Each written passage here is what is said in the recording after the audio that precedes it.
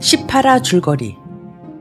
제갈량은 마침내 송곤의 군사를 일으키고 항복하려는 주유에게 조조가 탐내는 두 여인 이교를 말함으로써 주유를 격분케 해 조조와 싸울 것을 결단하게 한다.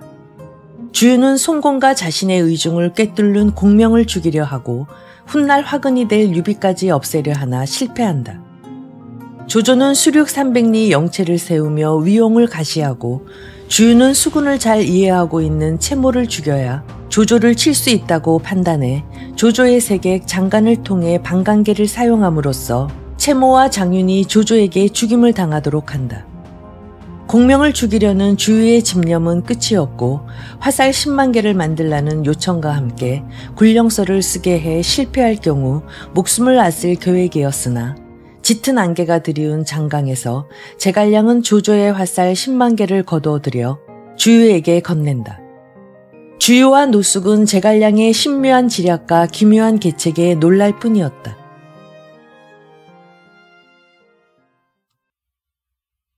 제34장 연안계.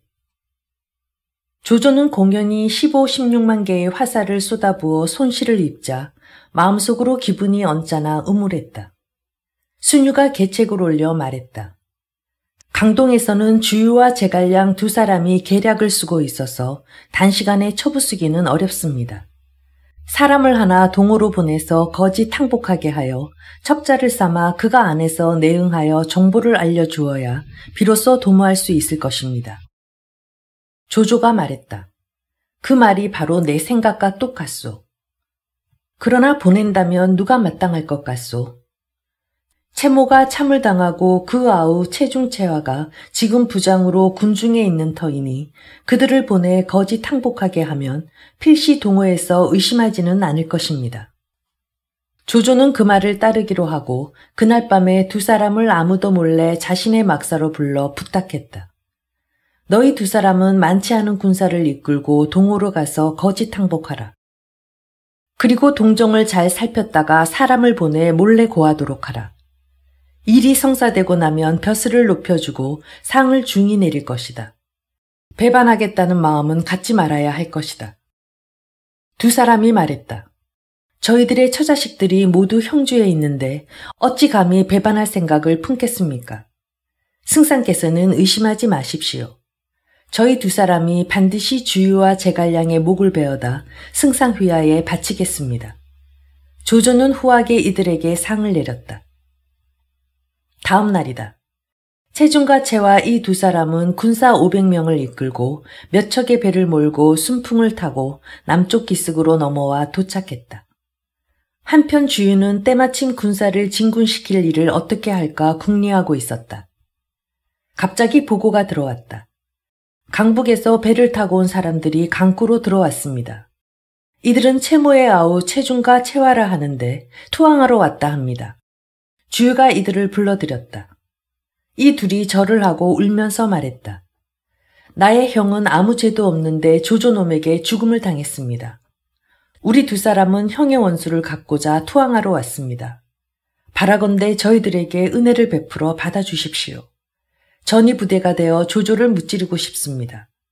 주유는 크게 기뻐하여 두 사람에게 큰 상을 내리고 즉시 감령과 함께 군사를 이끄는 전이 부대가 되라고 명했다. 두 사람은 주유에게 감사 인사를 드리고 주유가 계략에 걸려들었다고 생각했다. 주유는 몰래 감령을 불러 분부했다.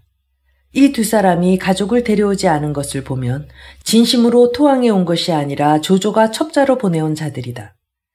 내 이제 그들의 계략을 역이용하여 공격할 것이니 그들이 은근하고 따뜻하고 깊은 정을 느끼도록 빈틈없이 상대하면서 속으로 은밀히 방비하다가 출격하는 날이 되면 그들을 먼저 죽여 기재의 희생으로 쓸 것이니 반드시 간절한 마음으로 조심하여 절대로 착오를 일으켜 일을 그르치지 않도록 하시오.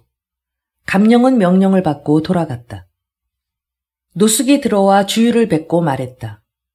채중과 채화가 항복한 것은 속임수일 가능성이 다분하니 받아들여서는 아니 될 것입니다. 주유가 질책하며 말했다. 그들은 자기 형이 조조에게 죽임을 당하여 원수를 갚고 싶어 항복해온 것인데 어찌 속임수가 있겠느냐.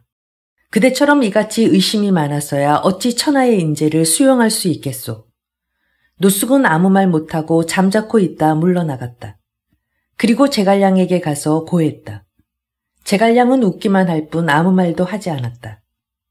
노숙이 말했다. 공명은 어째서 빙글에 웃기만 하시오. 제갈량이 말했다. 내가 웃는 것은 공군이 계책을 쓰고 있다는 것을 자경이 모르기 때문에 웃는 것뿐이요. 장강으로 남군과 북군은 동떨어지게 멀리 떨어져 있어서 조조는 체중과 채화에게 거짓 항복을 시켜 우리 군중이 돌아가는 상황을 몰래 염탐하려고 보낸 것이요. 공군이 그들의 계략을 역이용하여 조조를 치려고 바로 그들이 이곳의 정황을 조조에게 알리기를 바라고 있는 것이요. 전투에서는 적을 기만하는 전술을 쓸 수 있다. 공군의 계책이 바로 이런 것이요. 노숙은 그제서야 비로소 주유가 질책했던 까닭을 깨달았다. 한편 주유는 한밤중에 막사 안에 홀로 앉아 있었다. 느닷없이 황계가 나타나 군중으로 몰래 들어와 주유를 배웠다. 주유가 물었다. 공복이 이 늦은 밤 찾아온 것은 틀림없이 나에게 뭔가 가르쳐줄 좋은 계책이 있나 보오. 황계가 말하기를 적은 그 수가 많고 우리는 적어서 오랫동안 버티고 있어서는 아니 됩니다. 어찌하여 불을 써서 공격하지 않으십니까? 주유가 말했다. 누가 공에게 이런 계책을 주셨소? 황계가 말했다. 제가 제 생각대로 말씀드린 것입니다. 다른 사람이 가르쳐준 것이 아닙니다. 주유가 말했다. 내가 바로 화공을 할 생각이오. 그래서 거짓 항복해온 체중과 채화를 여기에 머물러 있게 하면서 이곳의 소식을 적에게 알리려는 것이오.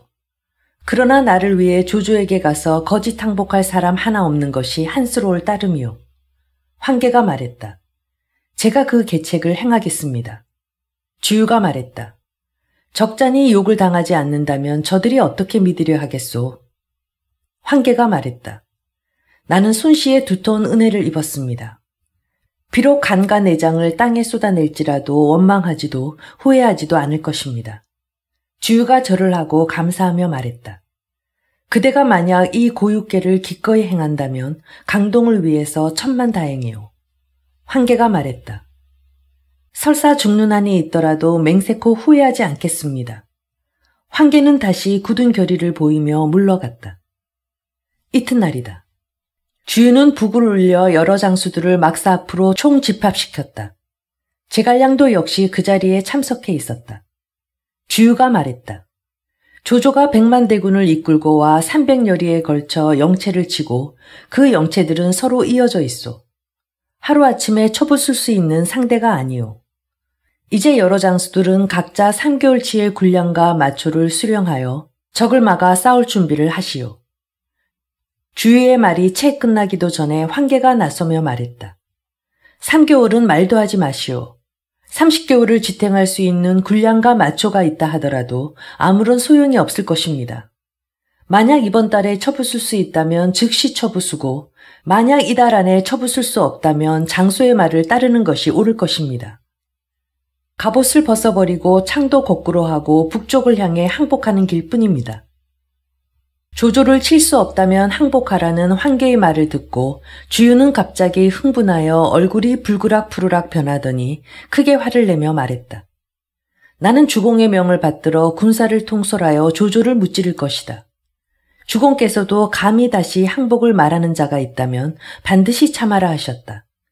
지금 양쪽 군사들이 서로 맞붙어 싸우려 대치하고 있는데 내 감히 그따위 말을 내뱉어 우리 군의 사기를 꺾어 느슨하게 하였으니 내 목을 베지 않는다면 많은 군사들을 복종시키기 어려울 것이다. 주유는 자오에게 소리쳤다. 지금 즉시 황계를 끌어다 목을 베어 죽이라. 황계도 역시 주유를 꾸짖으며 말했다. 나는 파로 장군 손견을 따라 동남지방을 거침없이 누비면서 벌써 3대를 이어 섬겨왔다. 너는 어디서 굴러온 놈이냐? 주유가 화같이 솟아 올라 소리쳐 명령했다. 속기 끌어다 죽이지 않고 무얼 하느냐? 감령이 앞으로 나와 말했다. 공복은 동호의 옛 신하입니다. 너그럽게 용서하시기 바랍니다.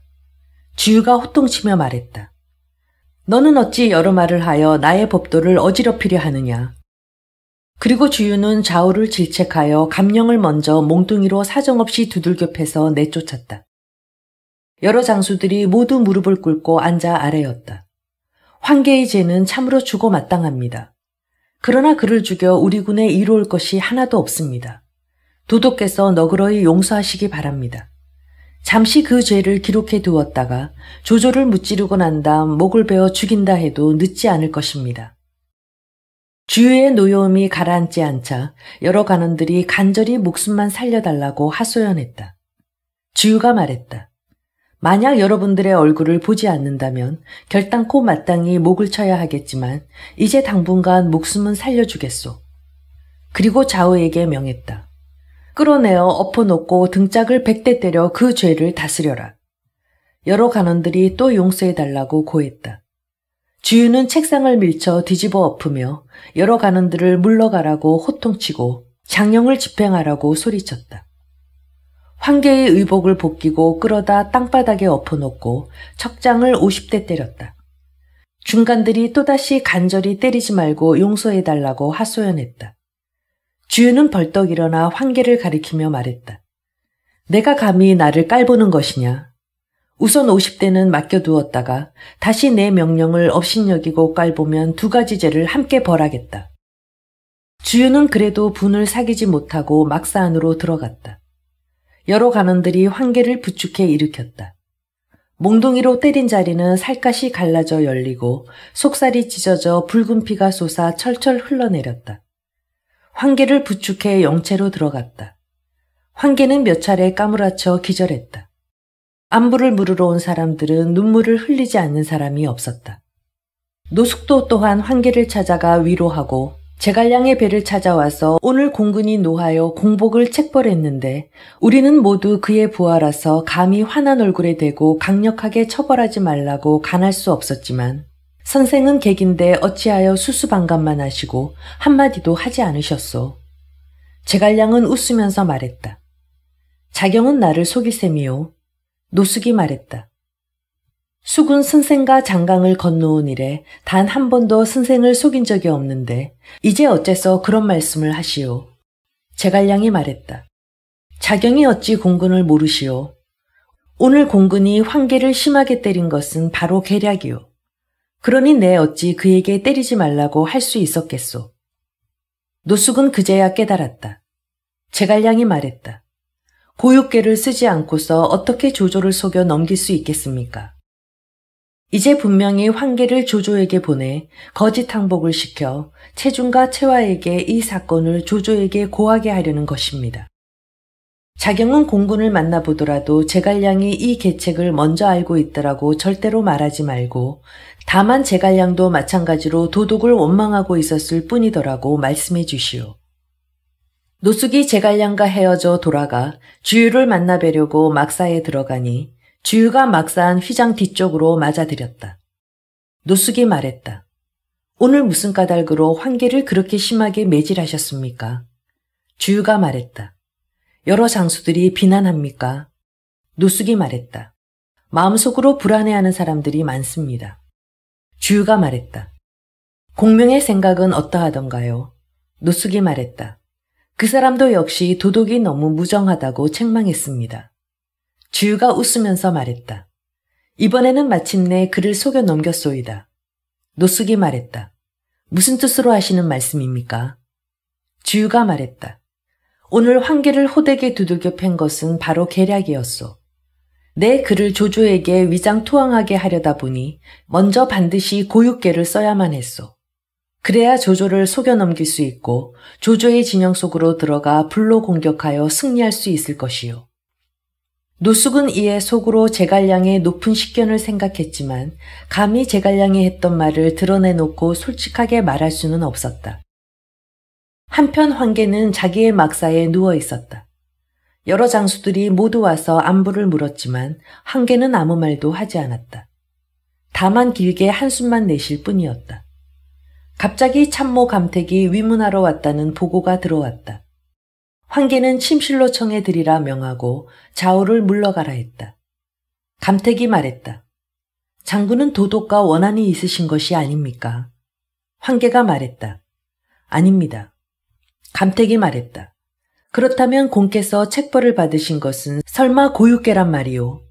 황계가 말했다. 그것을 어떻게 아셨소? 감택이 말했다. 내 공군의 거동을 보고 팔굽은 짐작은 하였소. 황계는 말하였다. 나는 오후에게 3대에 걸쳐 두터운 은혜를 입은 사람입니다만 아무것도 보답한 것이 없었기 때문에 이 계책을 들여 고육계로 조조를 무찌를 수만 있다면 내 비록 고통을 받는다 해도 원망도 후회도 하지 않을 것입니다.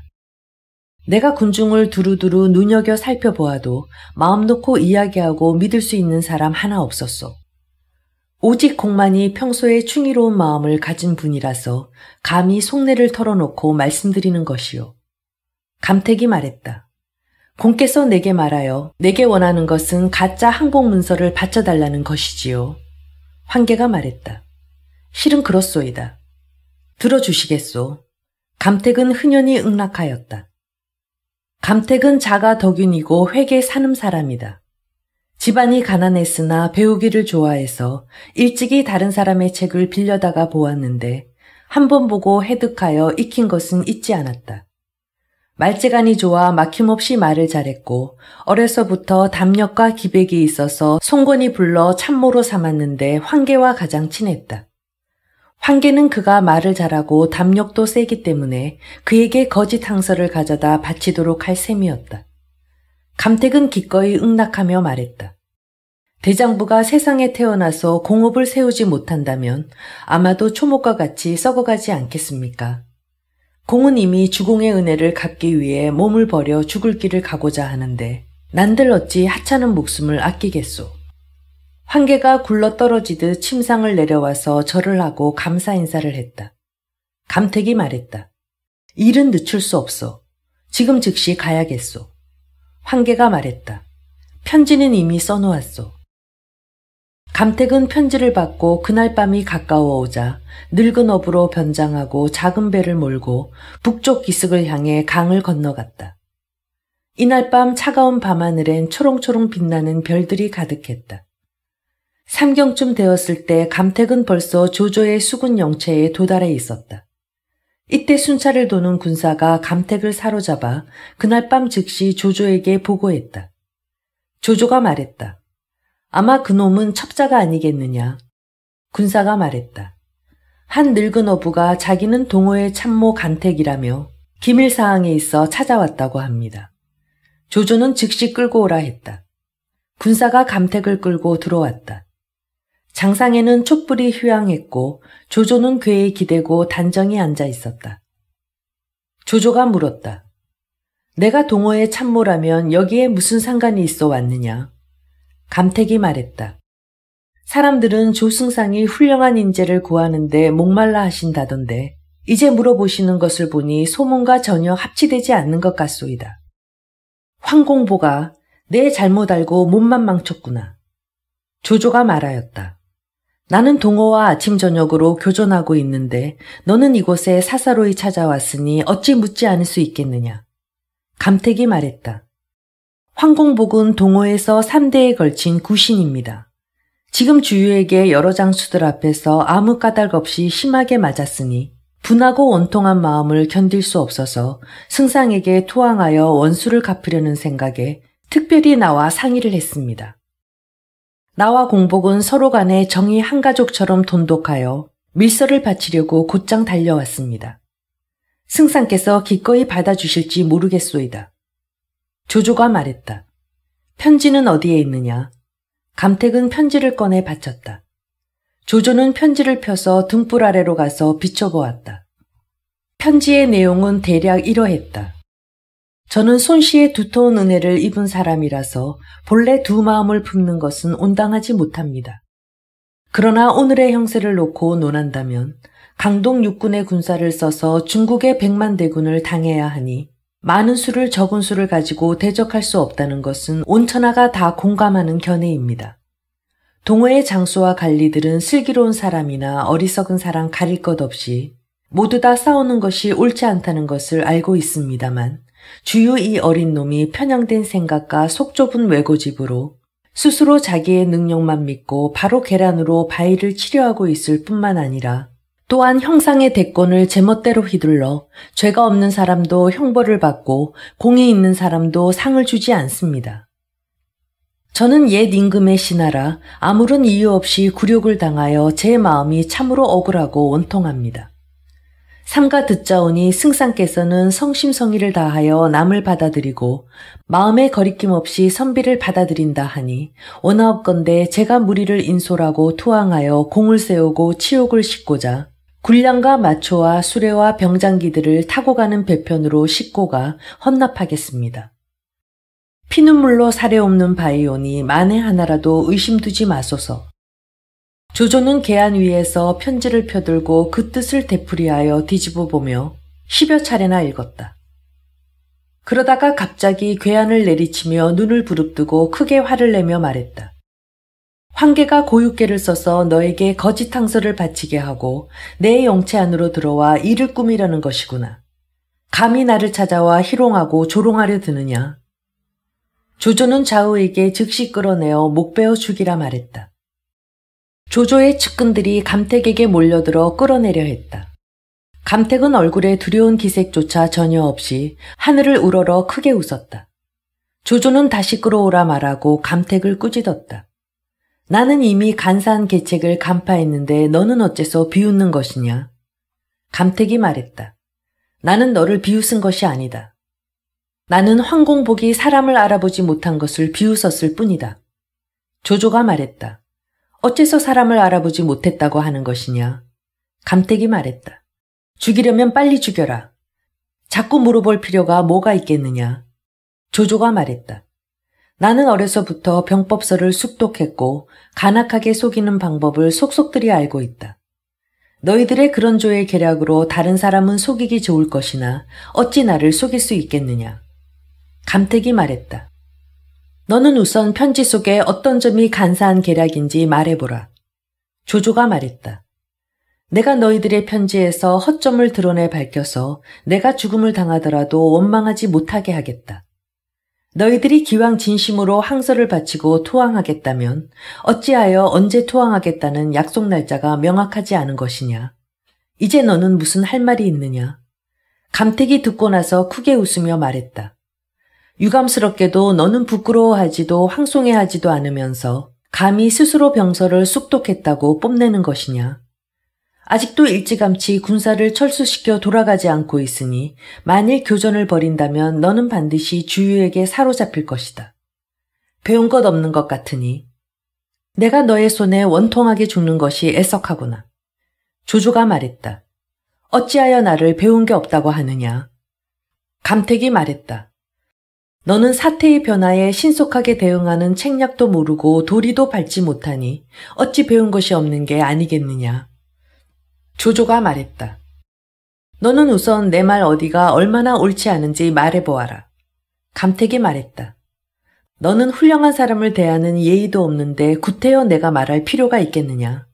오직 죽음만 있을 뿐이다. 조조가 말했다. 만약 내 말이 일리가 있다면 내 자연이 존경하여 신복할 것이다. 감택이 말했다. 너는 어찌 듣지도 못했느냐. 주인을 배반하고 도둑질을 하려면 그 기한을 정해서는 아니 된다고 했다.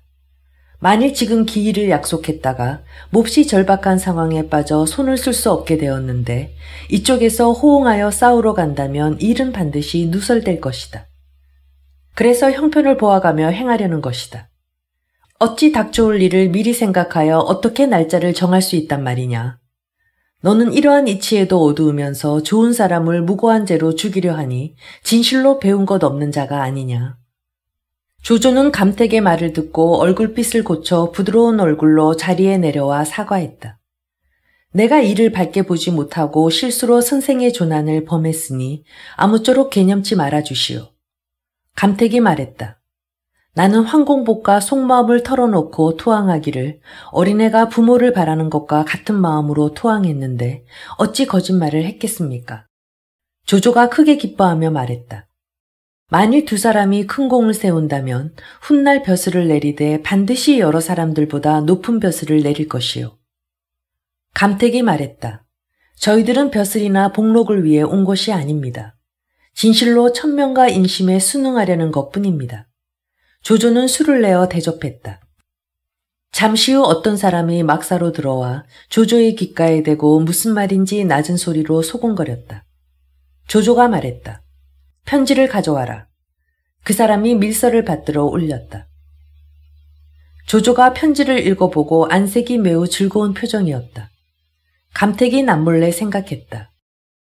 저것은 반드시 황계가 형을 받았다는 소식을 채중과 채화가 보고하는 것이라서 조조는 우리의 토항을 진실이라 생각하고 기뻐하는 것이리라. 조조가 말했다.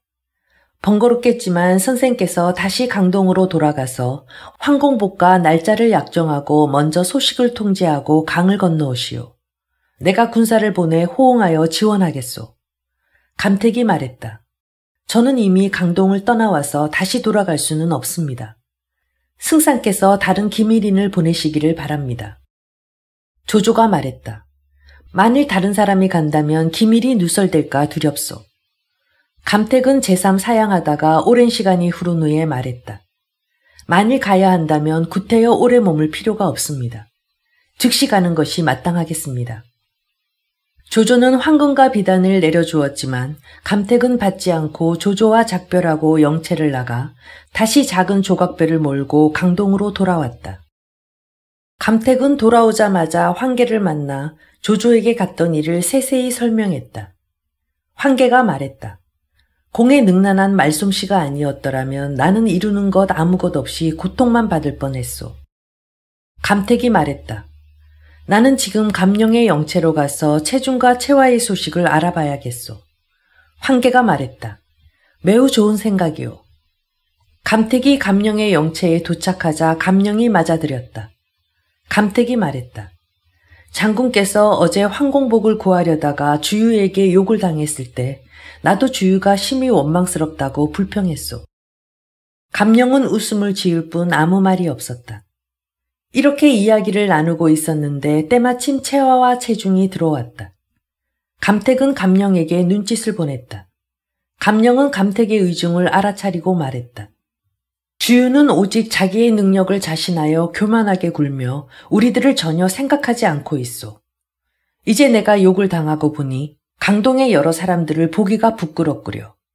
감령이 말을 마치고 몹시 분하여 이를 부두둑 깔며 책상을 내리치며 큰 소리를 질렀다. 감택은 그래서 감령의 귓가에 대고 뭔가 말하는 척했다. 감령은 고개를 숙이고 아무 말도 하지 않다가 긴 한숨을 몇 차례나 내쉬었다. 채화와 채중은 감택과 감령이 모두 배반할 뜻을 갖고 있다고 보고 말로 이들의 속마음을 끄집어내보려고 말했다. 장군께서는 무엇 때문에 마음 졸이며 괴로워하시고 선생은 무엇이 불평이십니까? 감택이 말했다. 우리들의 괴로운 속마음을 내가 어찌 알겠느냐. 채화가 말했다. 혹시 오나라를 배반하고 조조에게 투항하려는 것이 아닙니까? 감택은 얼굴이 새파랗게 질렸다. 감령은 칼을 빼어들고 일어서며 말했다. 우리의 계획을 내가 이미 꿰뚫어 보고 있으니 비밀이 새나가지 않도록 너를 죽이지 않을 수 없구나. 채화와 채중이 당황해 허둥대며 말했다. 두 분께서는 아무런 걱정 마십시오. 저희들 또한 마땅히 마음속에 숨기고 있던 사실을 말씀드리오리다. 감령이 말했다. 빨리 말하라. 채화가 말했다. 우리 두 사람은 조공이 거짓 항복하라 하여 보낸 사람들입니다. 두 분께서 만일 기순할 마음이 있으시다면 저희들이 마땅히 두 분을 인도하여 등용하도록 돕겠습니다. 감령이 말했다. 내 말이 과연 정말이냐? 두 사람이 이구동성으로 말했다. 어찌 감히 거짓을 말씀드리오리까? 감령이 기쁜 척하며 말했다. 만일 그렇다면 이것은 하늘이 우리에게 기회를 내려주시는 것이로다. 채중과 채화가 말했다. 황공복과 장군께서 욕을 당하신 일은 저희들이 이미 보고하여 승상께서 알고 계실 것입니다. 감택이 말했다.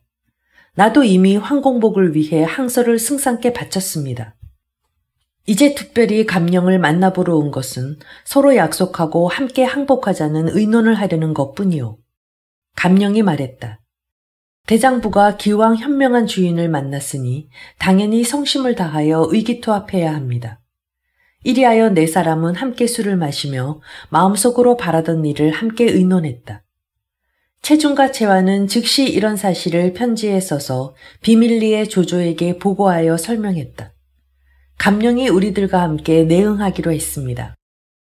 감택도 별도로 직접 편지를 써서 사람을 시켜 조조에게 몰래 고하되 그 보고하는 편지의 상황을 자세히 이렇게 설명했다. 황계가 가고 싶어 하지만 배를 끌고 갈 좋은 기회를 아직 잡지 못하고 있습니다. 다만 뱃머리에 청아기를 꽂고 오는 것이 보이면 그게 저인 줄 아십시오. 조조는 연달아 2통의 편지를 받았지만 마음속에 뭔가 의심스러워 마음이 안정되지 않아서 여러 모사들을 불러 모아 상의하며 말했다.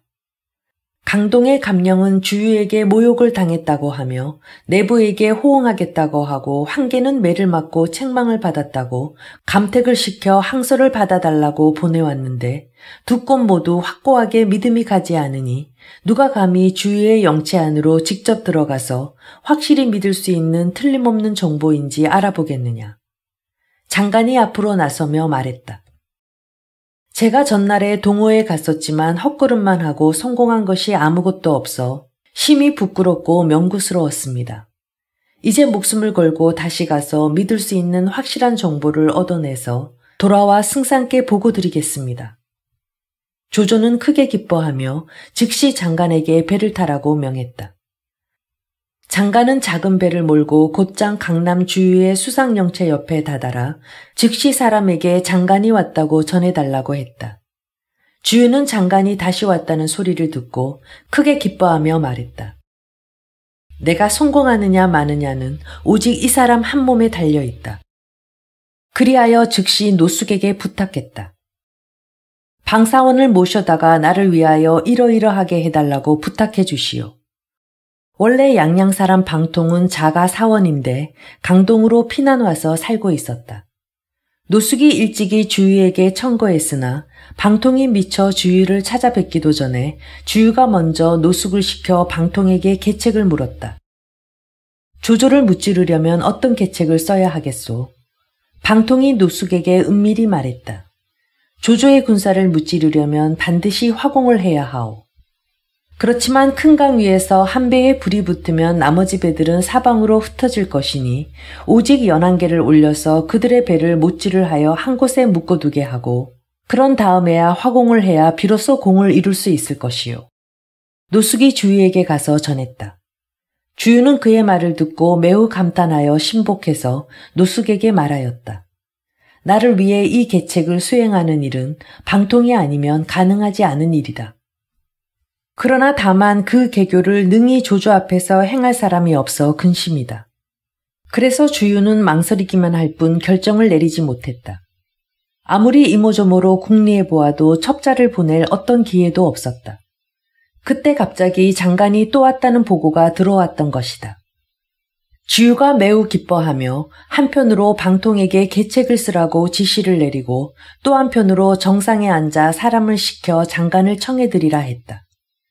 장관은 주유가 직접 영접 나오지 않은 것을 보고 마음속에 뭔가 의심스러운 생각이 들어 걱정되고 불안했다. 그리하여 장관은 배를 외지고 조용한 기슭어기에 메어두라 이르고 영체로 들어가 주유를 만났다. 주유가 화를 내어 얼굴이 불그락푸르락해져서 말했다. 자익, 어째서 나를 그토록 심하게 속였던 것이냐? 장관은 웃으면서 말했다. 나는 너를 옛날에 형제였다고 생각하고 일부러 마음속에 간직한 일을 토로하러 왔는데 속였다고 말하니 무슨 말을 하는 것이냐? 그래도 주유는 노기를 띄운 채 말한다. 자네가 나를 깨어 항복을 받으려 하나 바다가 마르고 돌이 탄데도 그건 안 될 말일세.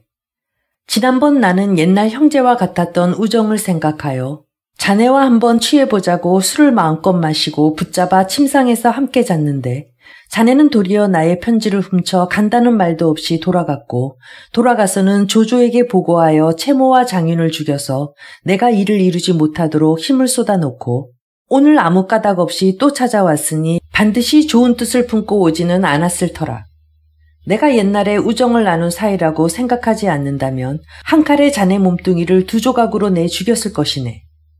내가 하루 이틀 사이에 즉시 조조놈을 쳐부술 요량이라 자네를 군중에 머물러 있게 했다가는 또다시 반드시 기미를 누설할 것이니 어찌하겠는가. 주유는 즉시 좌우에게 명하였다. 장관을 서사 남자로 모셔서 쉬게 하라. 내가 조조를 쳐부술 때까지 거기에 머무르게 했다가 그때 가서 자네를 강 건너 돌려보내도 늦지 않을 것이야. 장관이 다시 말하려고 했을 때 주유는 이미 막사 안으로 들어간 후였다.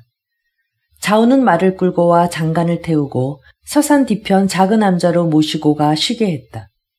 주유는 군인 2명을 배치하여 시중들게 했다. 장관이 암자 안에 갇혀 있자니 마음속으로 맡은 임무를 달성하지 못할까 하는 근심으로 번민하여 잠도 제대로 들지 못하고 식사도 제대로 하지 못했다. 이날 밤 맑은 하늘 가득 무수히 많은 별들이 쏟아져 내릴 듯 찬란히 빛나고 있었다. 혼자 방을 나와 암자 뒤로 걷다 보니 어디서 책을 읽는 소리가 들려와 소리가 나는 곳을 찾아 발길 가는 대로 걸었다. 산자락 바위 가장자리에 석가래가 몇 개 되지 않는 작은 초가집이 보였고 안에서 등불의 불빛이 새어나오고 있었다. 장관은 다가가서 방 안을 엿보았다. 한 사람이 칼을 걸어놓고 등불 앞에서 손오병서를 외우고 있는 것이 보였다. 장관은 이 사람은 이인임이 틀림없다라고 생각하고 문을 두드려 뵙기를 청했다. 그 사람이 문을 열고 나와 맞이하는데 그 모습이 속되지 않았다. 장관이 성명을 물으니 그가 답한다. 성은 방이요, 이름은 통이며 자는 사원이요. 장관이 말했다. 봉추 선생이 아니십니까? 방통이 말했다. 그렇습니다. 장관이 기뻐하며 말했다. 대명은 오래전에 들었습니다. 지금 어찌하여 이런 궁벽한 곳에 살고 계십니까? 방통이 대답했다. 주유가 자신의 재능이 누구보다 출중하다는 것만 믿고 남을 받아들이지 못하기 때문에 나는 여기에 세상을 피해 숨어 살고 있습니다. 그런데 공은 리시오. 장관이 말했다. 나는 장관이라고 합니다. 방통은 장관을 암자 안으로 맞아들이고 마주 앉아 마음을 터놓고 이야기했다. 장관이 말했다. 공과 같은 재주를 가지고 어디를 간들 성공하지 못하겠습니까? 만일 기꺼이 조조에게 기순하겠다 하시면 제가 마땅히 인도하여 등용하도록 돕겠습니다. 방통이 말했다.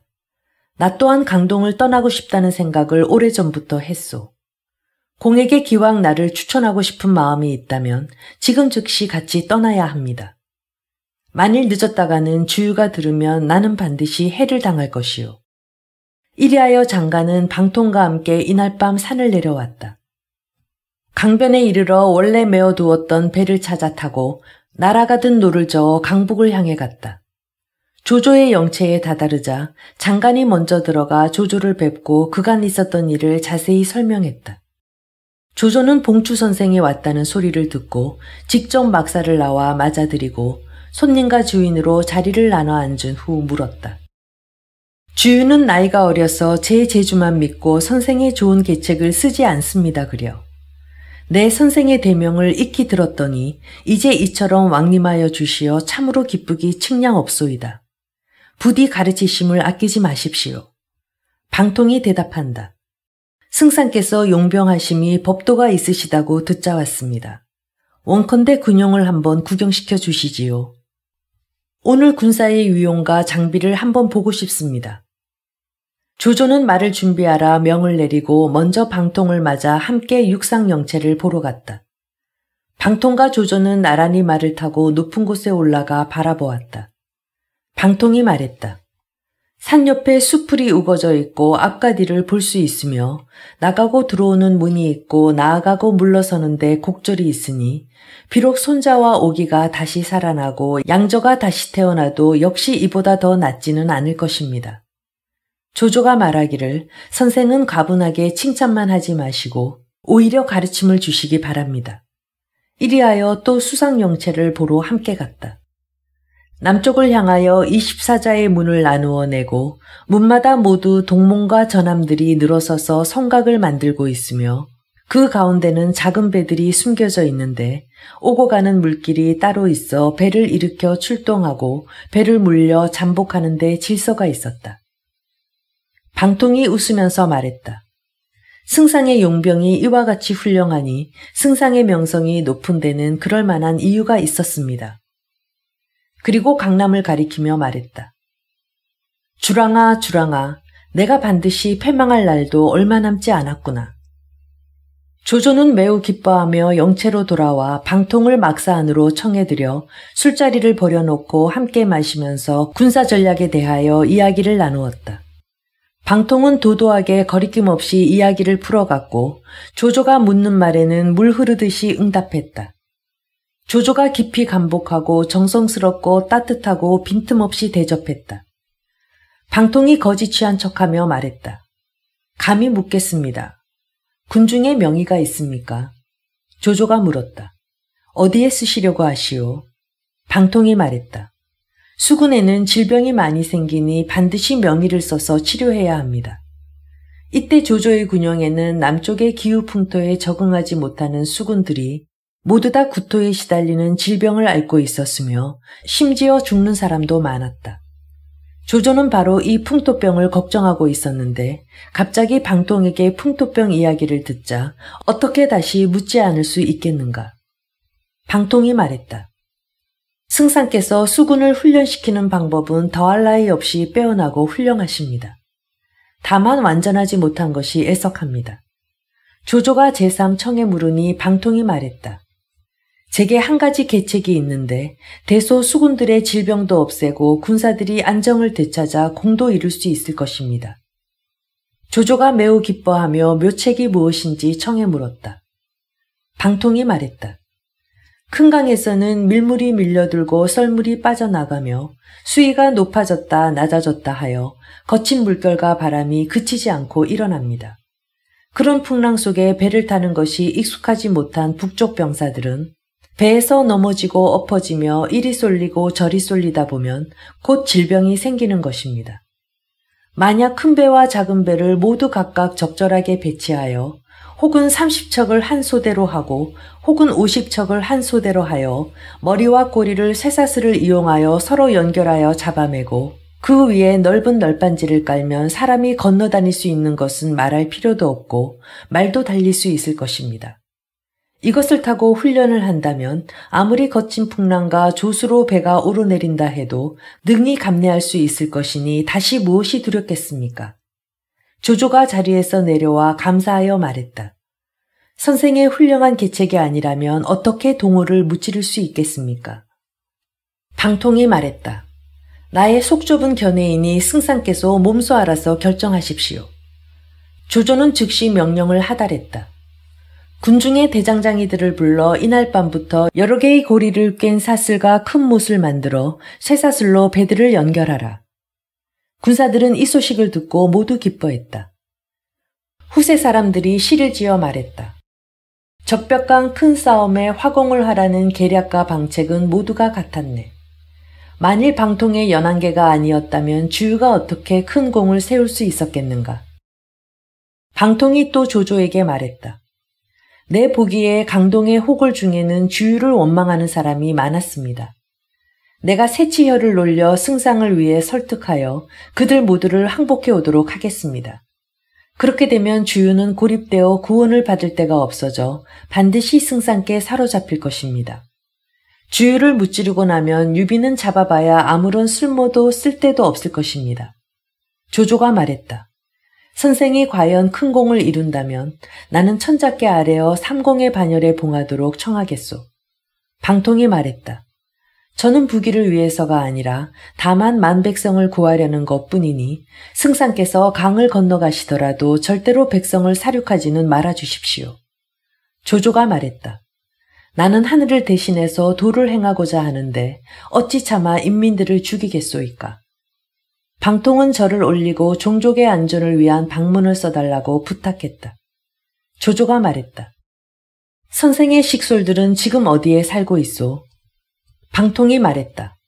강가에 살고 있습니다만 만일 그런 방문을 얻는다면 식솔들의 생명을 보존할 수 있을 것입니다. 조조는 방문을 쓰라고 명하여 서명하고 서명하여 방통에게 주었다. 방통이 감사 인사를 올리고 말했다. 제가 떠난 뒤에는 속히 진군하십시오. 주유가 알아차릴 때까지 기다리시면 아니 됩니다. 조조가 그렇게 하겠다고 했다. 방통이 절을 올리고 조조와 작별하여 강가에 도착하여 막 배를 타려 할 때 갑자기 도포를 입고 죽관을 쓴 한 사람이 강기슭에 나타나 한 손으로 방통을 붙잡고 말했다. 너희들이 참으로 대담도 하구나. 황계는 고유계를 쓰고 감택은 가짜 항서를 써서 항복하고 너는 또 와서 연안계를 올렸으면서도 깡그리 불살라 다 없애지 못할까 걱정을 하는구나. 너는 이와 같은 잔혹한 계책을 가지고 와서 조조를 잘도 속였지만 나는 결코 속이지 못할 것이다. 그 소리를 듣고 방통은 깜짝 놀라 머뭇거리며 얼른 그 사람을 돌아보았다. 그는 바로 서서였다. 방통은 이 옛 친구를 보자 비로소 마음이 놓였다. 방통은 좌우를 돌아보고 사람이 없는 것을 확인하자 말했다. 자네가 만약 나의 계책을 폭로한다면 강남 81주의 백성들이 모두 죽고 말게요. 서서가 웃으면서 말했다. 이곳 83만 인마의 목숨은 어떻게 할 것인가? 방통이 말했다. 자네 정말 내 계책을 폭로할 셈인가? 서서가 말했다. 나는 유황숙의 두터운 은혜를 고맙게 생각하고 그 은혜를 갚아야 한다는 것을 잊은 적이 없었네. 그러나 조조는 내 어머니를 핍박하여 죽게 했고 나는 이미 죽을 때까지 조조를 위해서는 한 가지 계책도 베풀지 않겠다고 맹세했는데 이제 와서 어떻게 형의 좋은 계책을 망칠 수 있겠소. 다만 이 몸은 조조의 군사를 따라 여기 있으니 조조가 패하면 그 다음 옥석을 가리지 않고 패한 책임을 물을 것인데 어찌하면 재난을 면할 수 있겠는가. 그대가 나에게 이곳을 벗어날 수 있는 방법을 가르쳐 준다면 나는 입을 꼭 다물고 멀리 피하겠네. 방통이 말했다.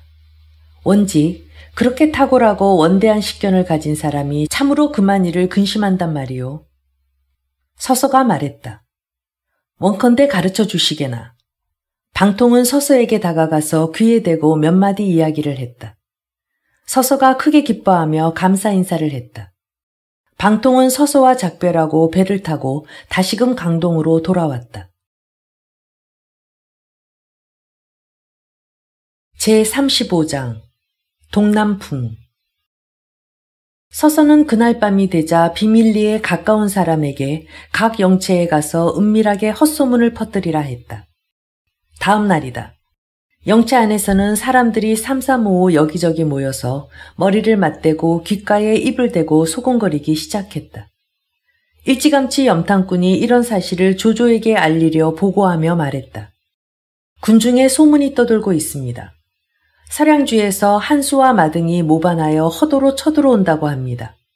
조조가 깜짝 놀라 급히 여러 모사를 불러 모아놓고 상의하며 말했다. 내가 군사를 이끌고 남정을 하면서 마음속으로 걱정한 것은 한수와 마등뿐이었소. 군중에 도는 뜬소문이 비록 사실인지 아닌지 판단할 수 없으니 방비하지 않으면 안 될 것이오. 말이 채 끝나기도 전에 서서가 나서며 말했다. 저는 승상께서 등용해 주신 은혜를 입었지만 조그만 공으로도 은혜를 보답하지 못해 한스럽습니다. 청하오니 3,000인마를 내려주신다면 밤을 새워서라도 상관으로 가서 요충지를 지키며 만일 긴급한 일이 생기면 다시 보고드리겠습니다. 조조가 기뻐하며 말했다.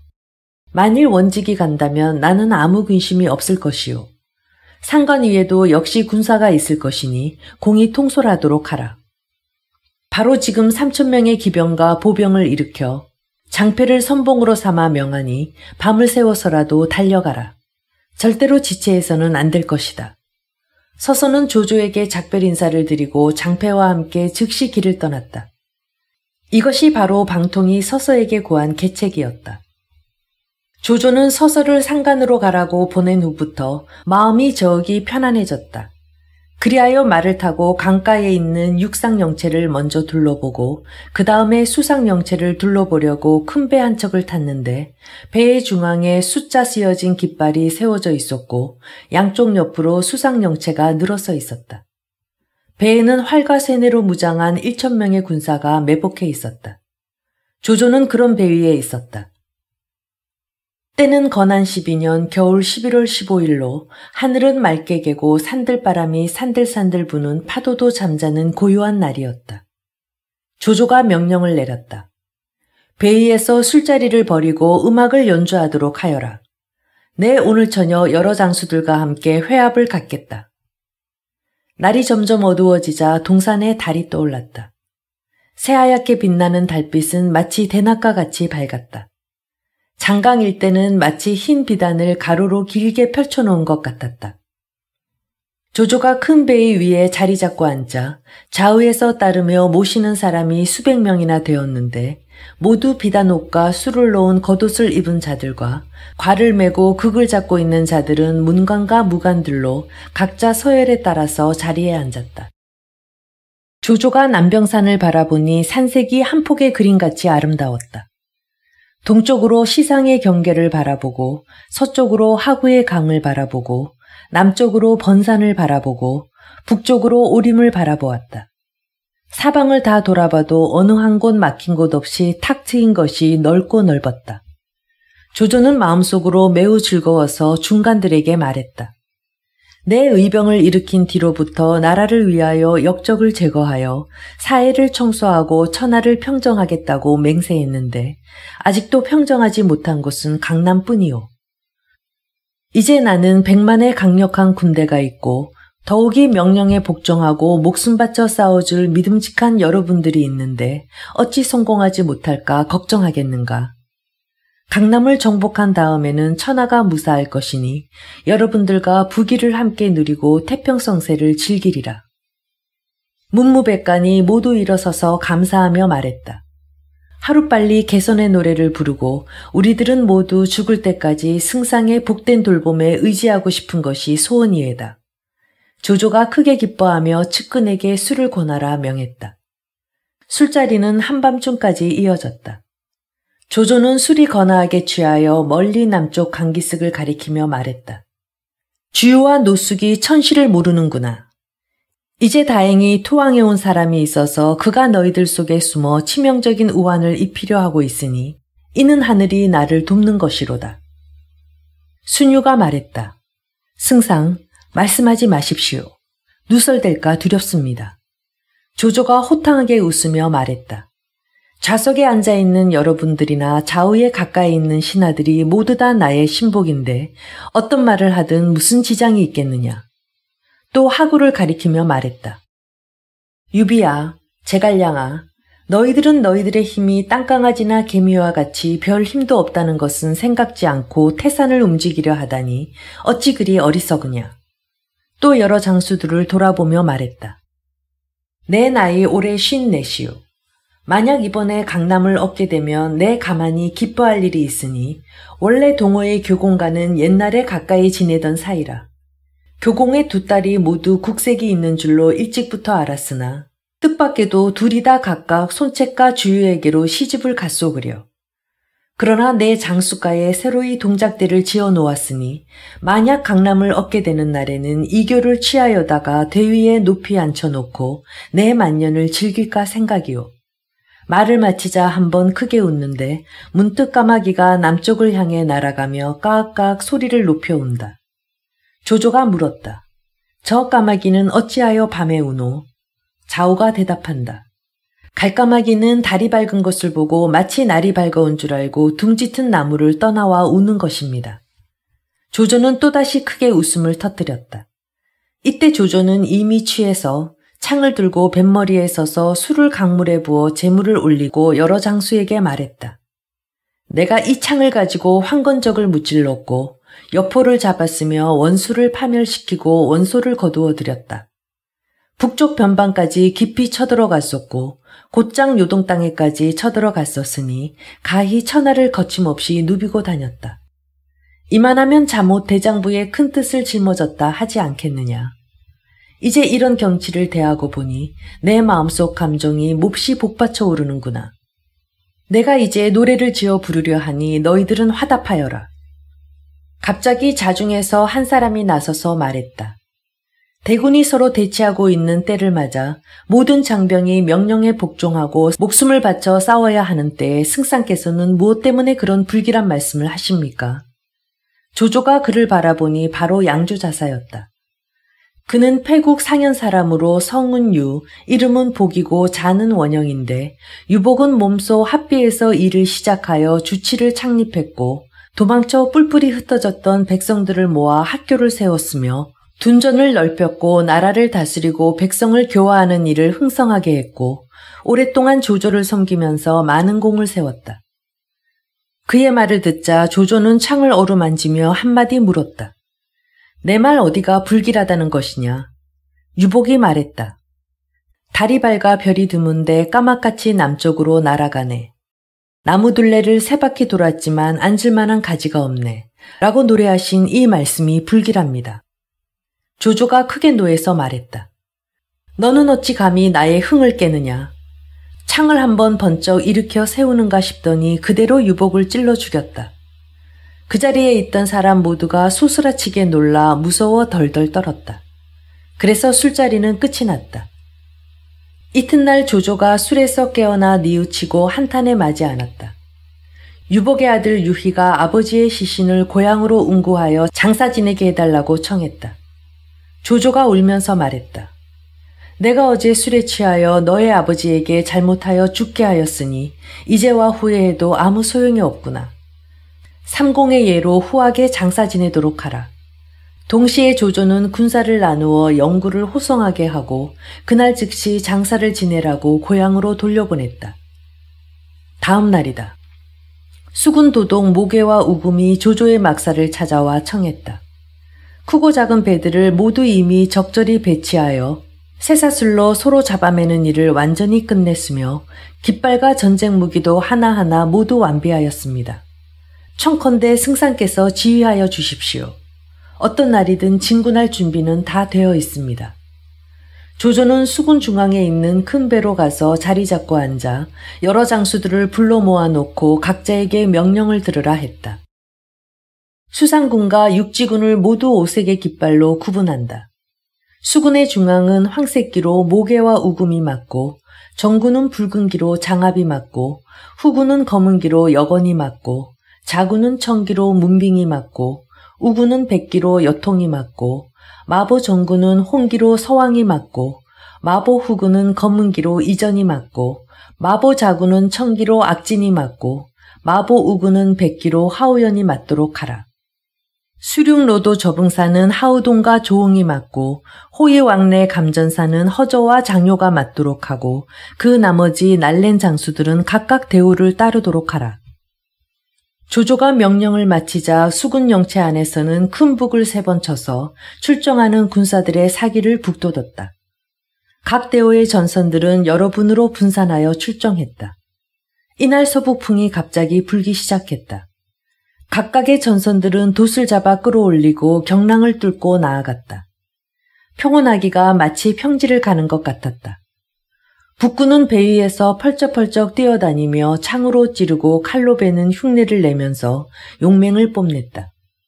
전후좌우 각 군의 깃발들은 섞이지 않고 또한 작은 배 50여 척은 왔다 갔다 하면서 순찰하고 경계하며 재촉하고 독려했다. 조조는 장대 위에 서서 훈련하는 모습을 바라보다가 마음속으로 크게 기뻐하며 필승의 방법이라 생각하고 돛을 내리고 각각 순서에 따라 영체로 돌아오라 명했다. 조조가 여러 모사들과 군사를 논의하다가 모사들에게 말했다. 만약 하늘이 나를 돕지 않았다면 어떻게 봉추에 기묘한 계책을 얻어 쇠사슬로 배를 이어붙일 수 있었겠는가? 과연 강을 건너는 것이 평지를 걷는 것과 같이 손쉬운 일이 되었다. 정욱이 말했다. 배들이 모두 쇠사슬로 붙여 묶여 있어서 진실로 배들이 요동이 없어 안정되지만 다만 저들이 만일 화공책을 쓴다면 회피하기 어려우니 방비하지 않으면 아니 될 것입니다. 조조가 크게 웃으면서 말했다. 정욱이 비록 앞날을 멀리 내다보고 생각을 깊이 했지만 아직 생각이 미치지 못한 곳이 있어. 순유가 말했다. 정욱의 말은 지극히 옳은데 승상께서는 어째서 웃으십니까? 조조가 말했다. 무릇 화공책을 쓰려면 반드시 바람의 힘을 빌려야 하오. 지금은 한겨울이라서 오직 서풍이 불거나 북풍이 불 뿐이요. 어찌 동풍이 불고 남풍이 불어오겠소. 우리는 서북 쪽에 자리 잡고 있고 저들의 군사는 모두 남쪽 방기슭에 자리하고 있으니 저들이 만약 화공책을 쓴다면 그것은 바로 자기 편의 군사를 불태워 죽일 것인데 내 무슨 걱정을 하겠소. 만일 지금이 10월 소춘의 계절이라면 나는 훨씬 이전에 막아낼 준비를 했을 것이요. 여러 장수들이 모두 엎드려 절을 하며 말했다. 승상의 높은 식견을 저희들은 아무도 따르지 못할 것입니다. 조조는 여러 장수들을 돌아보며 말했다. 청주, 서주, 연대 등 북쪽 지방의 군사들은 배를 타는 것이 익숙하지 않아서 이제 이 계책이 아니었다면 어떻게 장강의 험한 물길을 건널 수 있겠소. 줄지어 선 장수 중에서 두 사람이 앞장서서 나서며 말했다. 소장은 비록 유연 사람이지만 배를 잘 탈 수 있으니 원컨대 순선 20척을 내주시면 곧바로 강남 어기로 가서 깃발과 북을 빼앗아 돌아와 북군 역시 배를 잘 탈 수 있다는 것을 보여주겠습니다. 조조가 바라보니 바로 원소수와의 옛 장수 초촉과 장남이었다. 조조가 말했다. 너희들은 모두 북방에서 태어나 성장했으니 아마도 배를 타는 것이 편치 않을 것이다. 강남의 군사들은 무리를 오가면서 훈련에 숙련되었을 것이니 너희들은 어린아이 장난으로 여겨서 생명을 가볍게 여기지 말라. 초촉과 장남이 큰 소리로 외쳤다. 만일 이기지 못한다면 군법을 달게 받겠습니다. 조조가 말했다. 전선들은 이미 모두 연이어 잡아매어서 남은 배는 오직 작은 배뿐이다. 각각의 배에 20명밖에 탈 수 없으니 아마도 편안하게 접전할 수 없을 것이다. 초촉이 말했다. 만일 큰 배를 쓴다면 무엇이 특별하다 하겠습니까? 작은 배 20척만 내주십시오. 제가 장남과 각각 절반씩 이끌고 오늘 곧장 강남 수상영체로 쳐들어가서 틀림없이 장수의 목을 베고 깃발을 빼앗아 돌아오겠습니다. 조조가 말했다. 내 너에게 20척의 배를 주고 장창과 경로로 무장한 정예군 500명을 뽑아 딸려 보내겠다. 내일 여명이 밝아오면 본용의 배들을 장강 위로 내보내서 멀리서 지원하는 형세를 만들고 다시 문빙에게 30척의 순선을 거느리고 나가 돌아오는 너희들을 지원하게 하겠다. 초촉과 장남은 매우 기뻐하며 물러갔다. 이튿날이다. 사경에 밥을 지어 먹고 오경에는 이미 정해진 대로 모든 준비를 끝냈다. 일찌감치 수상영체 안에서 북을 치고 징을 울리는 소리가 들리자 배들을 일제히 모두 다 영체를 빠져나와 장강 무리에 부대별로 나뉘어 넓게 포진했다. 장강 일대는 푸른 깃발, 붉은 깃발들이 서로 어우러져 섞였다. 초촉과 장남은 순선 20척을 거느리고 영체를 뚫고 나와 강남을 향해 나아갔다. 한편 강남에서는 하루 걸러 전날에 북소리가 진동하고 시끄럽게 떠드는 소리가 들리자 조조의 수군이 훈련하는 모습을 멀리서 지켜보던 염탐꾼이 주유에게 보고했다. 주유는 산마루에 올라 지켜보려 했지만 이때는 이미 조조가 군사들을 거두어 돌아간 후였다. 다음 날이다. 갑자기 또다시 북치는 소리가 하늘을 뒤흔들 정도로 들려왔다. 군사가 급히 높은 곳으로 올라가 바라보니 작은 배들이 물살을 가르며 다가오는 것이 보였다. 군사는 나는 듯이 달려가 중군에 보고했다. 주유가 장하에 있는 군사들에게 물었다. 누가 감히 먼저 나가겠느냐? 한당과 주태 두 장수가 이구동성으로 말했다. 제가 마땅히 잠시 선봉이 되어 적을 무찌르겠습니다. 주유는 기뻐하며 각 영체로 명령을 하달했다. 수비를 엄중히 하라. 절대로 가볍게 움직여서는 안 된다. 한당과 주태는 각각 순선 5척을 이끌고 좌우로 나누어 출동했다. 한편 초촉과 장남은 오로지 자신들의 용기만 믿고 작은 배를 나는 듯이 노를 저어 달려들었다. 한당은 홀로 엄신만 입고 손에 장창을 들고 뱃머리에 섰다. 초촉이 배를 몰고 먼저 도착하여 즉시 군사들에게 명령했다. 난전으로 한당을 바라보고 배 위로 마구 쏘아라. 한당은 방패로 화살을 막아냈다. 초촉은 장창을 뻗쳐들고 한당과 싸웠다.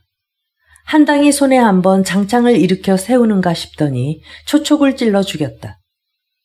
장남이 큰 소리를 지르면서 한당의 뒤를 쫓아왔다. 주태가 배를 몰고 비스듬한 방향에서 장남의 배 한가운데를 향해 달려들었다. 장남은 창을 뻗쳐들고 뱃머리에 서 있었다. 양쪽에서 서로 적을 향해 화살을 어지럽게 쏘아댔다.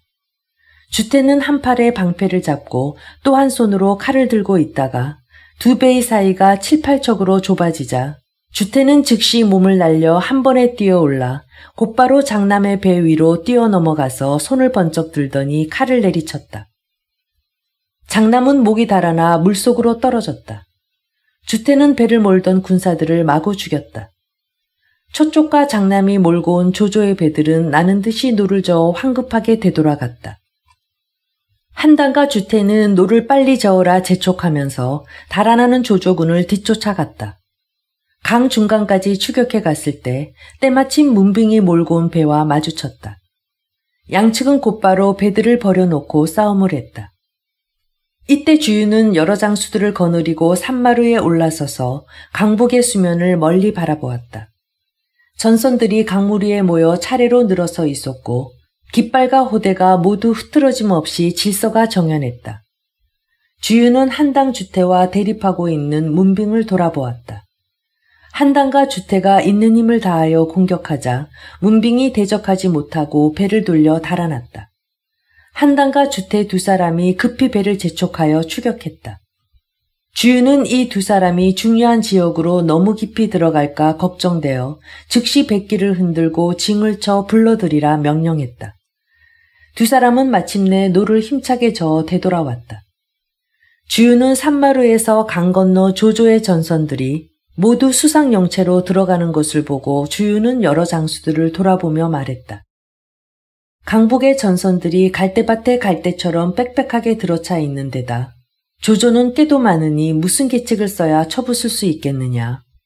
많은 사람이 미처 대답을 하지 못했다. 그때 갑자기 조조의 영체 한가운데 세워놓은 황색 깃발이 바람을 맞아 부러지면서 강물 속으로 떨어지는 것이 보였다. 주유가 크게 웃으며 말했다. 저것은 상서롭지 못한 징조다. 주유가 이렇게 바라보고 있을 때 갑자기 미친 듯 사납게 몰아치는 바람이 크게 불더니 강에서 파도가 일어 강기슭을 세차게 때리고 한바탕 세찬 바람이 쓸고 지나가면서 깃발의 한 모서리가 찢어져 날리면서 주유의 뺨을 스치고 지나갔다. 주유는 마음속에 새겨진 한 가지 사건이 문득 떠올라 외마디 소리를 크게 지르고 뒤로 벌렁 나자빠져서 입으로는 붉은 피를 토해냈다. 여러 장수들이 급히 달려들어 일으켜 세웠을 때는 이미 정신을 잃고 아무도 알아보지 못했다. 곧 장중으로 들여다 뉘었다. 한편으로는 급히 사람을 보내어 송건에게 고하며 한편으로는 의원을 청하여다가 약을 쓰게 한다. 그러나 아무리 보아도 나을 병이 아닌 것만 같아. 강북의 100만 대군이 호랑이처럼 웅크리고 앉아 한 입에 삼키려 노리고 있는데 도둑이 이렇게 되다니 뜻밖이요. 만일 조조의 군사가 일제히 쳐들어오기라도 한다면 어찌하겠소. 황급히 사람을 보내어 송건에게 보고하고 한편으로는 의사를 청해 치료하게 했다. 모든 장수들이 서로 돌아보며 그 마음에 근심이 컸다. 이때 노숙은 주유가 알아눕자 마음속으로 걱정이 되어 번민하다가 제갈량을 찾아가 만나 뵙고 주유가 갑자기 알아누운 이야기를 했다. 제갈량은 말했다. 공은 어찌하여 알아누웠다고 여기시오? 노숙이 말했다. 주유가 알아누운 것은 조조의 복이고 강동의 재앙이요. 제갈량이 웃으며 말했다. 공군의 병은 내가 고쳐놓으리다. 노숙은 기가 번쩍 뛰었다. 참말이시오. 그렇다면 나라를 위하여 이만 다행이 아니겠소이다. 노숙은 곧 공명을 청하여 함께 주유를 보러 갔다. 노숙이 먼저 들어가서 보니 주유는 그대로 머리를 싸매고 드러누워 있었다. 그는 물었다. 병세가 좀 어떠시오? 주유가 대답한다. 가슴과 배가 쥐어뜯듯 아프고 때로는 머리가 어지러워 정신을 못 차리오. 약은 좀 써보셨소. 비위가 역하여서 약도 삼키지를 못하오. 노숙은 말하였다. 내 공명을 찾아보고 말하였더니 자기가 능히 도독의 병을 고쳐놓겠다고 하기에 지금 청해 온 길이요. 밖에 있는데 청해 들여다 뵈는 것이 어떻겠소.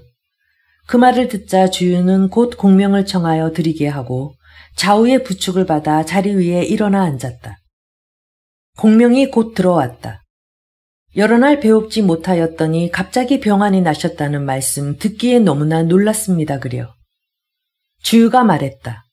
사람의 화복은 헤아릴 수 없다는 속담도 말하듯이 어찌 스스로 몸을 보존할 수 있겠습니까? 제갈량이 웃으며 말했다. 하늘에는 예측할 수 없는 풍운이 일어난다는 속담도 있듯이 사람이 또한 어떻게 예측할 수 있겠습니까? 주유는 제갈량의 이 말을 듣자 얼굴빛이 새파랗게 질리더니 곧바로 신음소리를 냈다. 제갈량이 말했다. 도도, 마음속에 걱정거리 같은 것이 쌓여있는 것 같지 않습니까? 주유가 말했다. 그렇습니다. 제갈량이 말했다. 반드시 시원한 약을 써서 풀어주어야 합니다. 주유가 말했다. 이미 약은 먹어보았지만 아무런 효험이 없었습니다. 제갈량이 말했다. 반드시 먼저 쌓여있는 듯한 기를 다스려야 합니다. 기가 만일 순해지면 한번 숨을 쉬는 짧은 시간에 저절로 병이 나을 것입니다. 주유는 속으로 공명이 필시 내 마음속을 알고 저러는 것이렸다 생각하고 한마디 떠보았다. 기운을 순하게 하려면 무슨 약을 먹어야 하겠소? 제갈량이 웃으면서 말했다. 나에게 한 가지 처방이 있는데 즉시 도독의 기가 순해지도록 가르쳐드리겠습니다. 하고 종이와 붓을 가져오라 하여 좌우를 물리친 다음에 가만히 16개의 글자를 종이 위에 적었다. 그 내용은 이러했다. 조조를 무찌르려면 마땅히 불로 공격해야 하는데 만사가 구비되었으되 다만 동풍이 불지 않는구나. 제갈량은 쓰기를 마치고 주유에게 건네주며 말했다. 이것이 도독을 병들게 한 근원이요. 주유는 글을 읽고 크게 놀랐다. 그러면서 속으로 생각했다. 제갈량은 정말로 귀신 같은 사람이로구나. 벌써부터 내 마음을 꿰뚫고 있었어. 그러니 오직 실정을 사실대로 이야기하여 방법을 찾을 수밖에 없을 것이다. 그리하여 웃으며 말했다. 선생은 이미 내 병의 근원도 알고 있으니 앞으로 어떤 약을 써서 치료하시겠습니까? 일이 원체 위급하니 곧 좀 가르쳐 주십시오. 제갈량이 말했다. 나는 비록 재주가 없지만 일찍이 이인을 만나 기문둔갑하는 천서를 전수받아 바람과 비를 부를 수 있습니다. 도독이 만일 동남풍이 불어오기를 원하신다면 남병산에 대 하나를 세우면 될 것입니다. 이름을 칠성단이라 부르고 높이는 9자가 되도록 3층으로 단을 쌓고 군사 120명을 동원하여 손에는 깃발을 들고 단을 에워싸도록 하십시오. 나는 칠성단 위에 올라 바람을 부르는 법수를 행하여 사흘을 밤낮으로 강한 동남풍을 빌어와 도독의 용병을 도와주려는데 어떻습니까? 주유가 말했다. 사흘 밤낮을 빌려오지 않더라도 단 하룻밤만이라도 세찬 바람이 불어주면 큰일은 이룰 수 있습니다. 다만 일이 코앞에 닥쳤으니 지체하여 늦어져서는 안 될 것입니다. 제갈량이 말했다. 11월 20일 갑자일에 바람이 불도록 제사드리고 22일 병인일에 바람이 그치도록 하면 어떻겠습니까? 주유는 그 말을 듣고 너무 기뻐서 눈빛이 반짝반짝 빛나면서 병석에서 벌떡 일어났다. 주유는 즉시 힘세고 건강한 군사 500명을 남병산으로 보내어 단을 쌓고 120명의 군사를 보내어 깃발을 들고 단을 지키며 명령을 기다리라고 전령했다. 제갈량은 주유와 작별하고 막사를 나와 노숙과 말을 타고 남병산으로 가서 지형을 살펴보고 군사들에게 동남쪽에 붉은 흙을 가져다 단을 쌓으라 하되 단의 둘레는 24장, 매층의 높이는 3촉으로 도합 높이는 9촉으로 쌓으라 명했다.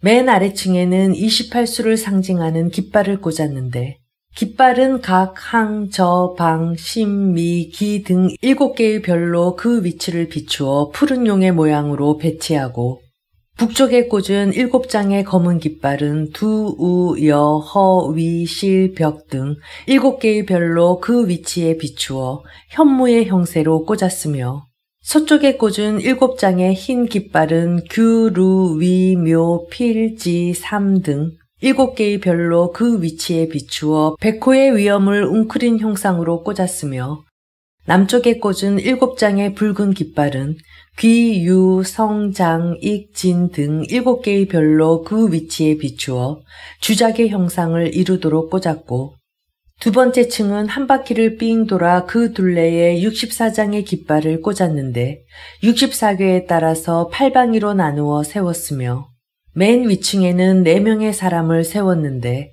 그들은 각자 속발관을 머리에 쓰고 검은 비단으로 만든 도포를 입었으며 선인의 옷을 걸치고 넓은 띠를 허리에 찼고 붉은 신발에 네모진 후수를 늘어뜨린 복장으로 앞쪽 왼쪽에 한 사람을 세워 손에 장대를 잡게 했는데 그 긴 장대 끝에는 닭의 깃으로 만든 볼을 달아매어 바람이 불어오는 방향을 나타냈고 앞쪽 오른쪽에 한 사람을 세워 손에 장대를 들게 했는데 그 장대 끝에는 칠성호대가 메어져 있어서 바람의 형세를 표시하였고 뒤쪽 왼쪽에 한 사람을 세워서 복음을 받들게 하고 뒤 오른쪽에 한 사람을 세워 향로를 받들게 했다.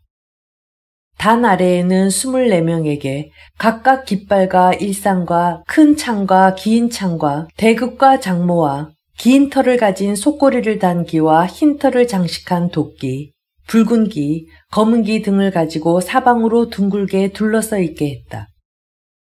제갈량은 10월 20일 갑자 길일에 목욕제게한 다음 도복을 걸쳐 입고 맨발로 머리를 풀어 헤친 채 칠성단 앞으로 나와서 노숙에게 분부했다. 자경은 이제 군중으로 돌아가 공군의 병력 이동을 도우시오. 만일 나의 기도에 응답이 없더라도 괴이하다고 생각하면 안 됩니다. 노숙은 작별 인사를 하고 돌아갔다. 제갈량은 단을 지키는 장수와 병사들에게 당부했다. 각자 맡아 지키는 자리를 마음대로 떠나서도 안 되고 머리를 맞대고 귓속말을 했어도 안 되고 엉겹결에 말하거나 함부로 말을 했어도 안 되고 깜짝 놀라 어찌할 바를 몰라 했어도 의아해 했어도 안 된다. 만일 명령을 어기는 자는 참할 것이다. 군사들은 모두 명령을 받아들였다. 제갈량이 느린 걸음으로 단 위에 올라 이미 정한 바대로 되었는지 각 방위를 살펴본 다음 향로에 향을 피우고 주발에 물을 따라 붓고 하늘을 우러러 가만히 축원했다. 그리고 단을 내려와서 막사로 들어가 잠시 쉬면서 군사들에게 교대로 밥을 먹으라 했다. 제갈량은 하루에 3번 단 위에 올라가고 3번 내려오면서 동남풍을 빌었다. 그러나 동남풍이 불어올 기미는 나타나지 않았다. 한편 주유는 정보와 노숙 등 한 무리의 군관을 불러들여 막사 안에서 바람이 불어오기를 기다리고 있다가 동남풍이 불어오기만 하면 즉시 군사를 출병하라 하고 한편으로 송곤에게 공문을 보내 보고하여 지원토록 했다.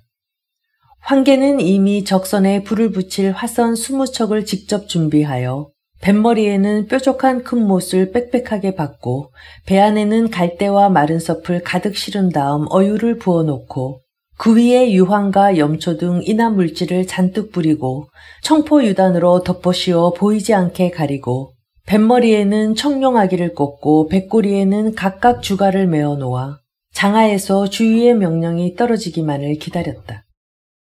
감령과 감택은 채화와 체중을 달래어 외부 영체 안에 붙들어 둔 채 매일 술만 마시면서 한 명의 병졸도 강기슭으로 올라가도록 놓아주지 않았다.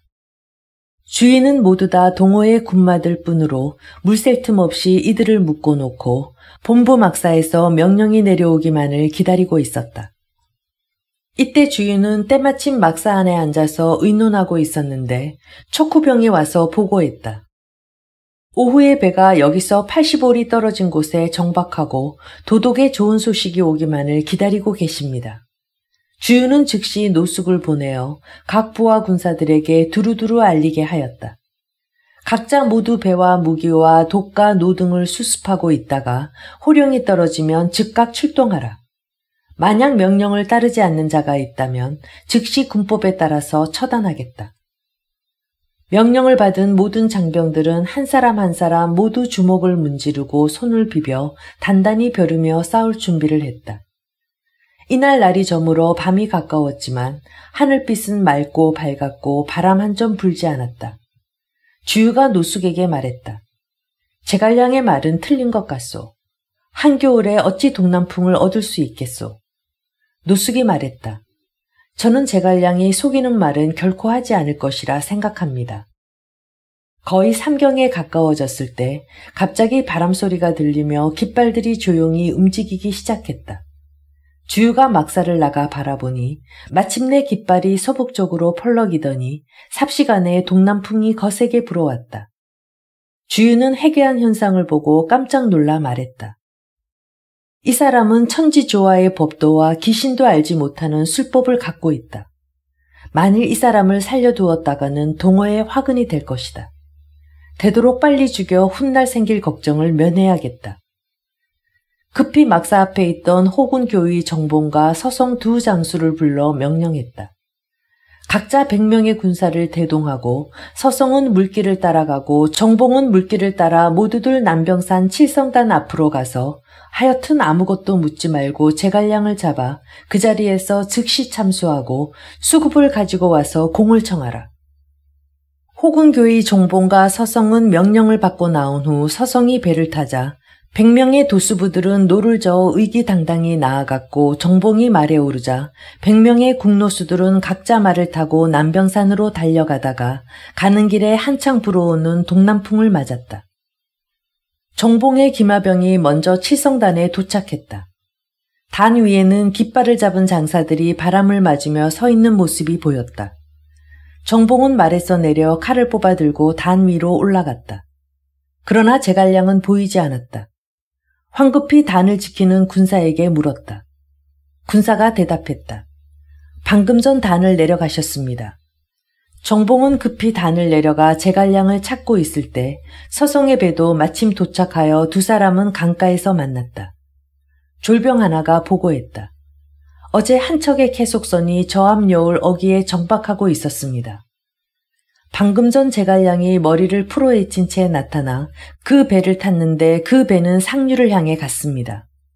정봉과 서성은 즉시 수로와 육로로 나누어 뒤쫓아 추격에 나섰다. 서성은 돛을 모두 당겨 활짝 펴 올리고 바람에 배를 맡기고 미끄러지듯 뒤따라갔다. 바라보니 앞서가는 배는 멀리 떨어져 있지 않았다. 서성은 뱃머리를 서서 큰 소리로 외쳤다. 군사, 가지 마십시오. 도독께서 청하셨습니다. 얼핏 보니 제갈량은 뱃꼬리에 서서 크게 웃으면서 말했다. 돌아가서 도독께 군사나 마음껏 부리시라고 말씀이나 올려주시오. 제갈량은 잠시 하구로 돌아가지만 훗날 다시 서로 만날 날이 있을 것이라 전해주시오. 서성이 말했다.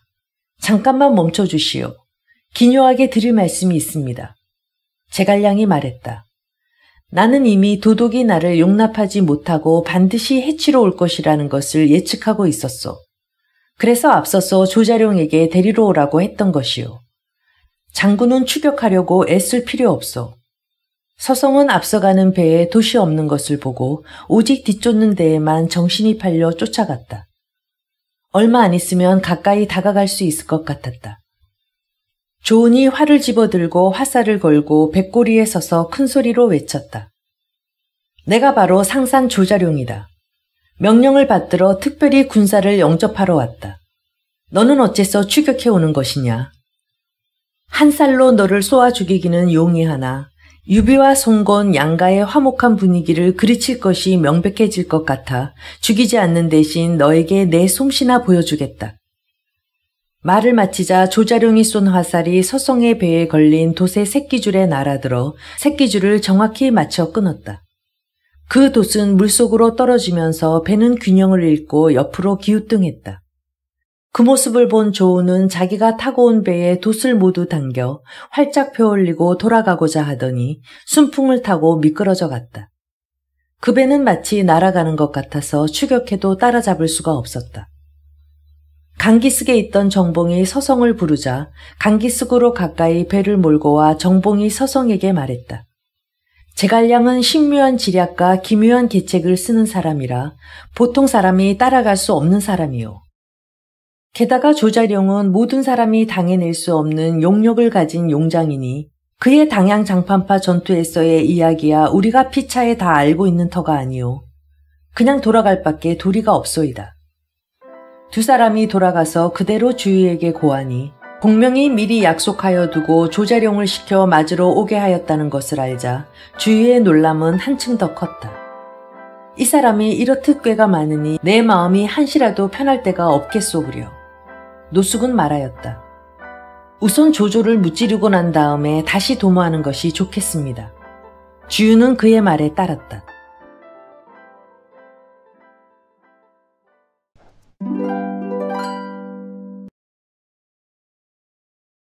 삼국지 인물열전 4 주유 국가가 나아갈 방향을 제시한 영웅 당금지교로 시작한 나라의 주역 주유는 제갈공명에 버금가는 지략가이자 적벽대전을 승리로 이끈 오나라의 무장입니다. 명문가 자손이었던 주유는 용모가 빼어났고 장사에 위용이 있었습니다. 음악에도 정통해 그 시대의 엄친하였죠. 어려서는 강동의 호랑이라 불린 손견과 교류했고 21세부터는 손책과 함께 강동을 평정하는 데 큰 역할을 합니다. 반동탁연합군으로 참여한 손견이 유표와의 전투에서 죽으며 아내 일은 장소에게 묻고 밖의 일은 주유에게 물으라고 유언할 정도로 주유는 손씨 집안의 후견인 역할을 합니다. 손견이 죽은 후 원술휘하에서 무장으로 일하던 손책은 아버지가 남긴 황제의 옥새를 담보로 군사를 빌려 강동을 치러 갈 때 주유를 불러냅니다. 강동을 평정하고 조조와 맞붙어 이길 가능성을 주유에게 발견했기 때문입니다. 국가의 해결사 주유는 젊은 나이에도 리더십이 출중했고 지략도 빼어났습니다. 그는 손책이 원술로부터 독립한 뒤 강동 지역에서 세력을 넓힐 때 큰 공을 세웠고 손책에게 유능한 인재를 추천합니다. 손책의 뒤를 이은 송건에게도 큰 버팀목이 되어주었고 노숙과 같은 인재들을 또다시 추천해 국가의 체계를 다집니다. 하지만 송건이 정치적인 꿈을 펼칠 수 있도록 중앙에 있기보다 강동 한편에서 조용히 지냅니다. 독자 세력을 만들 수 있었지만 끝까지 손씨 집안의 신하로 최선을 다한 것입니다. 조조가 송건에게 항복을 요구해 왔을 때의 일입니다. 송건과 강동의 호족들은 조조에 대항해 싸울 것인가 항복할 것인가를 두고 의견이 나뉩니다. 당시 오나라 조정의 실력자였던 노숙은 누구보다 전쟁에 찬성했고 유비와 손잡을 것을 주장합니다. 하지만 당시 동호의 토착 세력인 호족들은 전쟁을 반대하고 항복할 것을 주장합니다. 이때 송건은 파양에 있던 주유를 부릅니다. 주유는 전쟁 찬성 측과 반대 측을 모두 만나 의견을 듣습니다. 그리고 제갈공명을 만나 그의 전쟁 당위론에 공감합니다. 조조와 전쟁을 해야 한다는 주유의 의견을 들은 송건은 자신의 굳은 결심을 보이기 위해 모든 신하가 모인 자리에서 칼로 탁자를 베어버리며 누구라도 전쟁에 반대하는 사람이 있다면 이 탁자같이 만들어버리겠다고 선언합니다. 주유는 국가의 위기 상황에서 이견을 조율하고 윗사람이 최종 결정할 수 있도록 근거를 마련해준 지혜와 배짱을 가진 인재였습니다. 국가를 위한 통큰 포용력 주유는 적벽대전을 통해 오나라 대도독으로 화려하게 등장합니다. 그가 처음 군사를 지휘하러 나왔을 때입니다. 송견 때부터 전쟁터를 누비고 다니던 무관 중 최고 선임자 종보는 자신이 아닌 주유가 총지휘권을 갖자 이에 불만을 품고 병을 핑계로 아들 정자를 대신 내보냅니다. 주유도 정보가 꾀병을 부린다는 걸 알고 있었습니다. 하지만 몸이 불편하신 것은 참으로 안 된 일이지만 자신을 대신해 장자를 보냈으니 과연 충신이라 할 만하다. 가까운 시일 내에 문병을 가겠다며 오히려 칭찬하고 정보의 자리에 아들 정자를 서게 해 훈련을 시작합니다. 아들에게서 이 이야기를 들은 정보는 다음날 주유에게 나와 잘못을 빌었고 주유도 너그러이 용서했습니다. 이처럼 주유는 포용력을 가진 지휘관이었습니다. 나간중에게 당한 최대 피해자 역사서에서 적벽대전의 주인공은 주유입니다. 하지만 나간중은 촉한 정통론에 근거해 역사서인 삼국지를 각색했고 그 과정에서 주인공을 유비와 제갈량으로 바꿔버립니다. 특히 적벽대전은 주유의 공식 데뷔 무대였지만 나간중은 제갈공명을 적벽대전의 스타로 각색합니다. 주유는 제갈량의 방해꾼으로 설정했고 지휘관보다는 지략가의 면모를 더 부각합니다.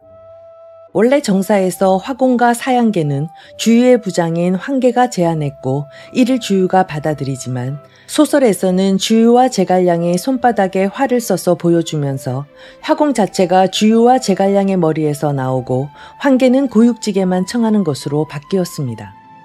나간중의 각색으로 주인공이 뒤바뀌었지만 주유는 부하의 의견을 적극적으로 수용하고 실행해 적벽대전을 승리로 이끈 주역입니다. 천하 3분지계와 천하 2분계. 정세를 읽는 주유의 시각은 제갈공명에 뒤지지 않았습니다. 제갈공명은 위촉 오 삼국을 중심으로 천하를 통일하자는 천하 3분계를 주장했지만 주유는 천하 2분계를 계획합니다. 천하 2분계는 송곤의 오와 조조의 위를 중심으로 천하를 통일하는 것으로 유비의 세력을 흡수하거나 멸망시킨 뒤 조조와 싸운다는 계책입니다. 이 천하 2분계의 시작이 바로 적벽대전이었습니다. 적벽대전의 승리로 천하 2분계가 실행되는 것 같았지만 주유가 병사하면서 오나라는 천하를 통일하려는 움직임을 보이지도 않고 오직 수성에만 힘을 쏟습니다. 주유는 독화살을 맞은 후유증으로 36살의 나이로 죽음을 맞이하고 만 것입니다. 나간중이 지어낸 이야기지만 주유가 죽으면서 하늘은 주유를 낳으시고도 왜 또 공명을 낳았는가 라며 탄식했다고 합니다. 만약 주유가 죽지 않았다면 삼국지의 역사는 오나라와 위나라가 중심이 됐을 거라는 평가가 많습니다. 주유가 뛰어난 지도력과 용맹, 전략, 충성심을 두루 갖춘 무장으로 국가의 미래를 그릴 줄 아는 인물이었기 때문일 겁니다. 하지만 나간중이 각색한 유언처럼 하늘은 주유를 세상에 오래 두지 않았습니다.